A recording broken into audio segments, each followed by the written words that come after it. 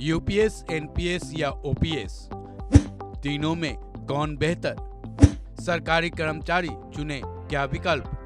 मोदी सरकार ने pension scheme के तहत नई योजना को मंजूरी दी है। ये तीसरी पेंशन योजना है जिसका यूपीएस यानी यूनिफाइड पेंशन स्कीम नाम है।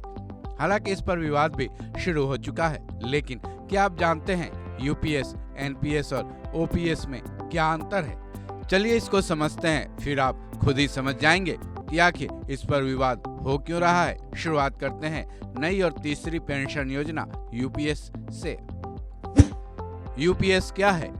हालांकि अब तक तो कई प्लेटफॉर्म्स के जरिए कमोबेश आप ये जान ही चुके होंगे कि यूपीएस आखिर है क्या, लेकिन हम आपको इसकी जानकारी गहराई तक देंगे।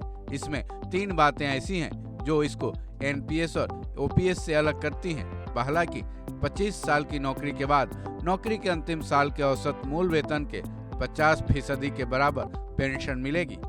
इसमें कर्मचारियों का अंशदान एनपीएस की मौजूदा व्यवस्था के 10% के बराबर ही रखा गया है, जबकि सरकार ने अपने अंशदान को 14 से बढ़ाकर 18.5% करने का फैसला लिया है।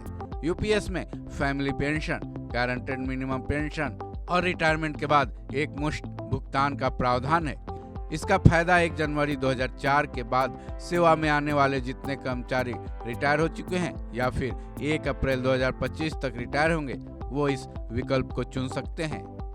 यूपीएस में फैमिली के लिए भी गारंटीड पेंशन व्यवस्था है, जिसमें पेंशन भोगी के निधन के बाद उसकी वर्तमान पेंशन के 60% का भुगतान होगा।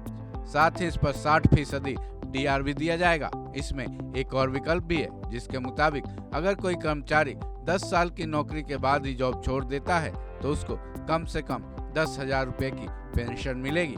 यूपीएस में रिटायरमेंट पर ग्रेचुइटी अमाउंट के अलावा एक मुश्त अमाउंट मिलेगा। ये टोटल जॉब पीरियड में हर 6 महीने की सेवा के बदले 1 माह के मासिक वेतन जिसमें डीए जुड़ा होगा उसका 10वां हिस्सा मिलेगा।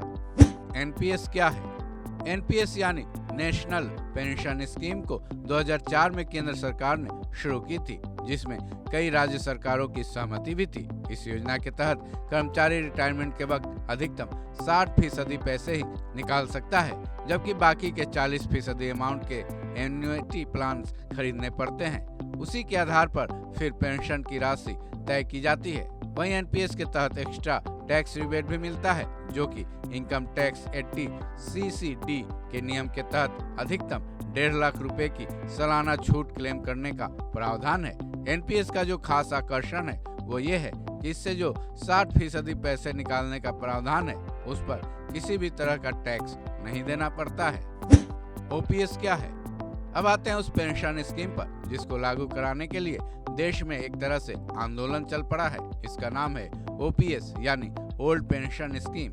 तो क्या ओपीएस यूपीएस और एनपीएस से ज्यादा बेहतर है? इसके लिए लाखों कर्मचारी मांग पर उतरे हुए हैं। चलिए इस योजना को भी समझते हैं।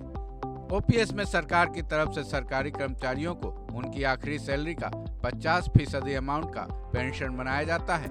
ओपीएस में पेंशन बेचने का ऑप्शन रहता है। एक उदाहरण के जरिए इसे समझते हैं।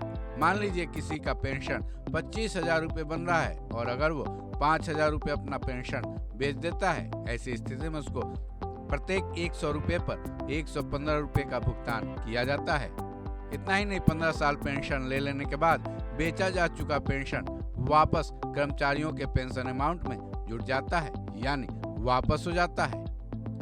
साथ ही ओपीएस में रिटायरमेंट के बाद कर्मचारियों को सरकार के मद में किसी भी तरह का कंट्रीब्यूशन नहीं करना पड़ता है। लेकिन जहां तक यूपीएस और एनपीएस की बात है, जैसा कि हमने पहले ही बताया, इन दोनों पेंशन योजनाओं में सरकारों को कंट्रीब्यूशन देना ही पड़ता है। इस खबर में बस इतना ही। बाकी अपडेट्स के लिए जुड़े रहें वन इंडिया हिंदी के साथ।